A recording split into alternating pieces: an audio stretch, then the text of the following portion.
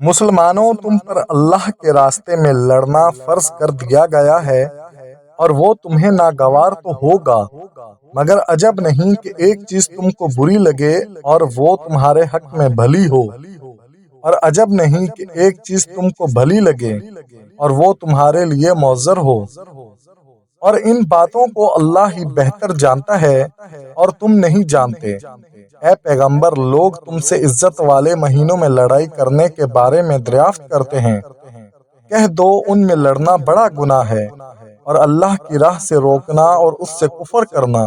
اور مسجد حرام یعنی خانہ کعبہ میں جانے سے بند کرنا اور اہل مسجد کو اس میں سے نکال دینا، جو یہ کفار کرتے ہیں، اللہ کے نزدیک اس سے بھی زیادہ گناہ ہے، اور فتنہ انگیزی خون ریزی سے بھی بڑھ کر ہے،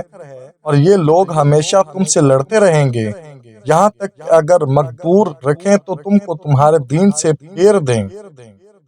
اور جو کوئی تم میں سے اپنے دین سے پھر کر کافر ہو جائے گا اور کافر ہی مرے گا تو ایسے لوگوں کے اعمال دنیا اور آخرت دونوں میں برباد ہو جائیں گے، اور یہی لوگ دوزخ میں جانے والے ہیں جس میں ہمیشہ رہیں گے۔ جو لوگ ایمان لائے اور اللہ کے لیے وطن چھوڑ گئے اور کفار سے جنگ کرتے رہے، وہی اللہ کی رحمت کے امیدوار ہیں، اور اللہ بخشنے والا ہے، رحمت کرنے والا ہے۔